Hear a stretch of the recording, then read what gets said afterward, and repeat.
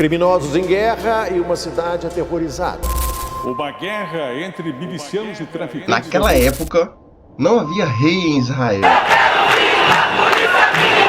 Cada um fazia o que lhe parecia certo. Num tempo em que a responsabilidade era uma entidade distante, surge uma narrativa que mergulha nas profundezas da depravação humana.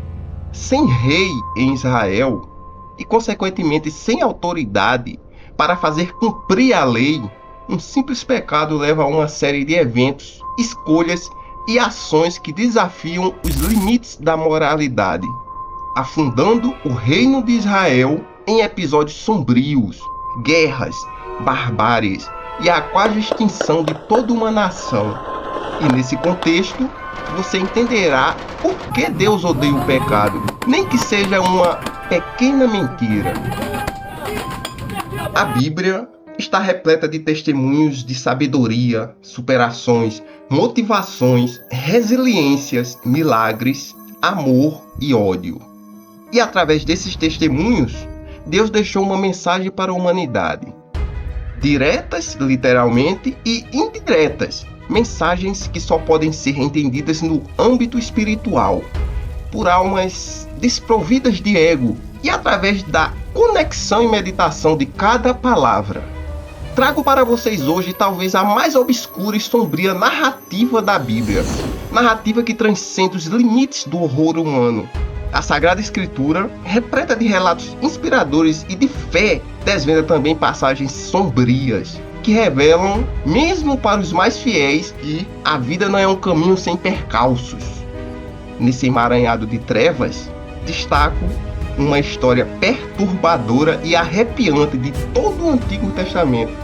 A sinistra narrativa se desenrola nos capítulos 19 a 21 do livro de Juízes, uma trama tão aterrorizante que ecoa lições cruciais para aqueles que buscam evitar os mesmos erros cometidos pelo antigo povo de Israel.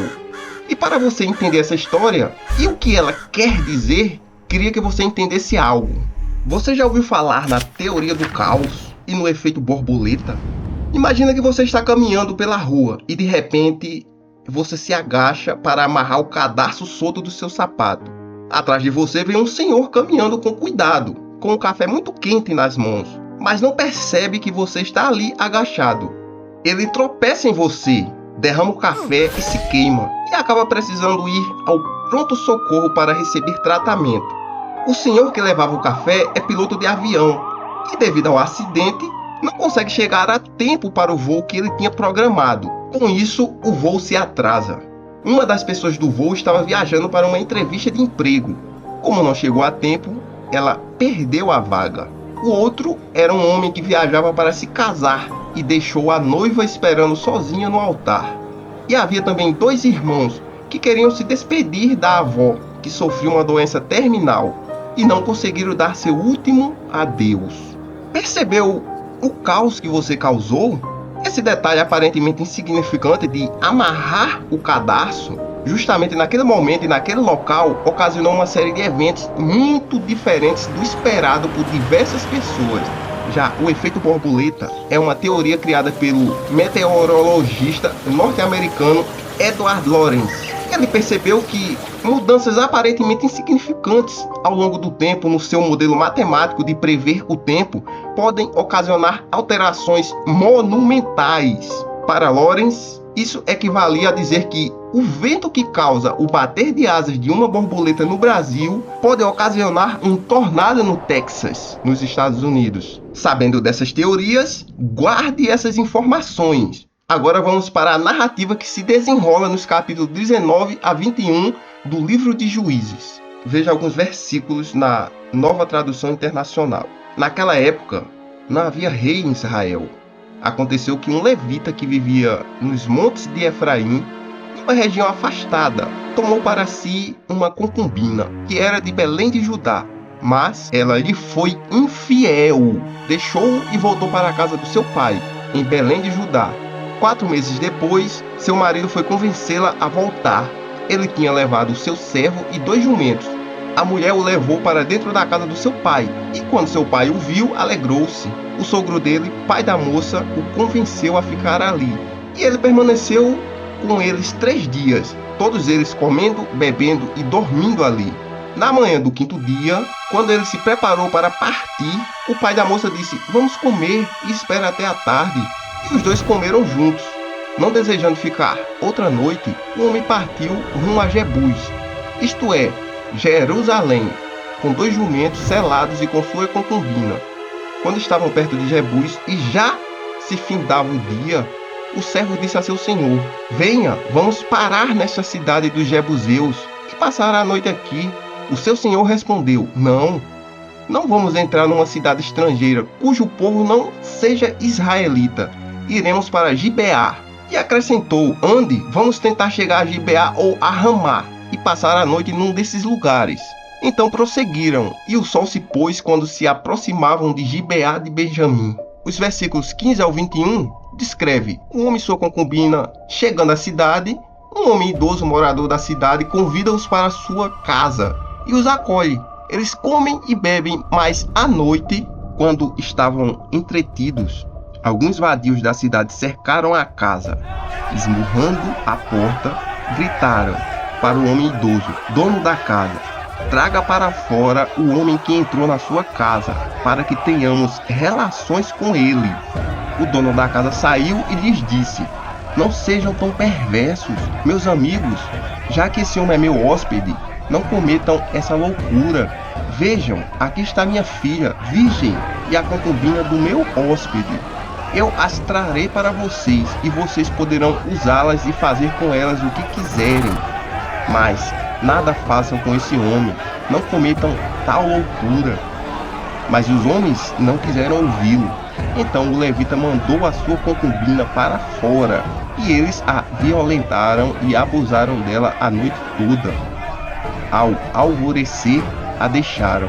Ao romper do dia, a mulher voltou para casa, onde o seu senhor estava hospedado.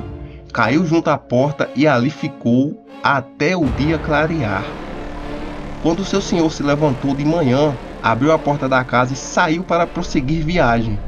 Lá estava sua concubina, caída à entrada da casa, com as mãos na soleira da porta. Ele lhe disse: "Levante-se, vamos." Não houve resposta. Então o homem a pôs em seu jumento e foi para casa.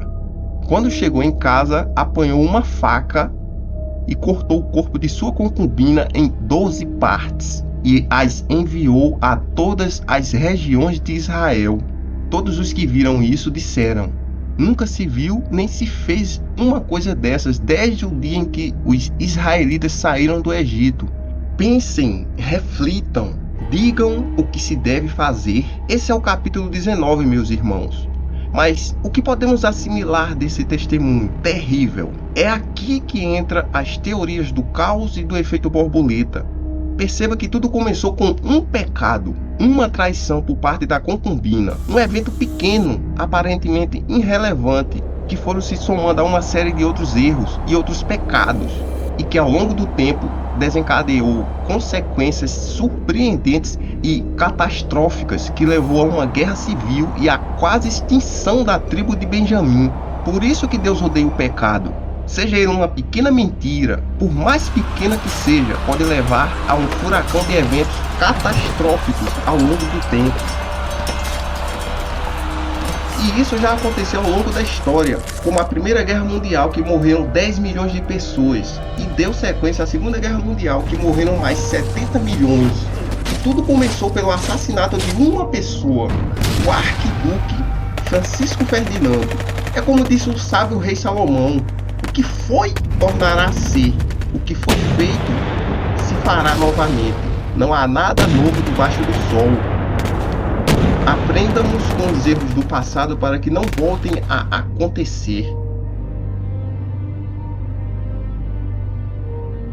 Os capítulos 20 e 21 do livro de Juízes, na Bíblia, descrevem eventos que se seguem a uma terrível violência ocorrida em Gibeá. O povo de Israel, chocado com o ocorrido, reúne-se em assembleia para tomar medidas contra os responsáveis. Os benjaminitas não entregam os responsáveis. Mais um erro. e reúne um exército de 26 mil homens. Já as outras 11 tribos de Israel reúnem um exército de 400 mil soldados e partem para a vingança. Houve uma guerra civil generalizada entre as tribos de Israel e a tribo de Benjamim, que resultou em destruição e grande derramamento de sangue inocente. Mulheres, crianças, animais e soldados foram passados ao fio da espada e as cidades queimadas, e assim levando à quase extinção da tribo de Benjamim. Os benjaminitas são os descendentes do filho mais amado de Jacó após José, sendo eles os descendentes do rei Saul, o primeiro rei de Israel, personagem central na história dos judeus. No final, após a guerra, os israelitas tentam consertar os erros com mais erros, ao buscarem uma maneira de restaurar a tribo de Benjamim através de 600 homens que sobreviveram, fugindo para o deserto. Para conseguirem mulheres para casar com esses homens, cometeram mais mortes e elaboraram um plano para permitir que os sobreviventes benjamitas roubassem mulheres durante uma festa em Siló. A narrativa destaca a violência, a justiça, a vingança e as consequências trágicas das ações humanas. Você já parou para analisar as consequências de um simples voto?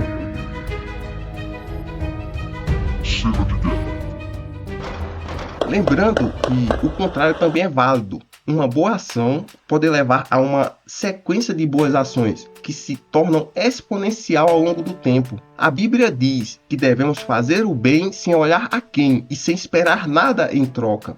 Essa história ecoa lições sombrias e atuais. Primeiro, a ausência de uma autoridade que faça seguir as leis e da irresponsabilidade nas escolhas humanas é como abrir a porta para a escuridão.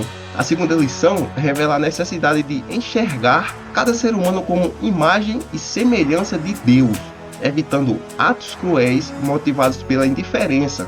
Terceiro, o poder do pecado, por menor que seja, nos distancia de Deus. E ao longo do tempo, um único pecado pode virar uma bola de neve de pecados que, por sua vez, podem resultar em uma situação catastrófica e impensável. Quer mais um testemunho de como uma ação longe da vontade de Deus pode levar à Terceira Guerra Mundial?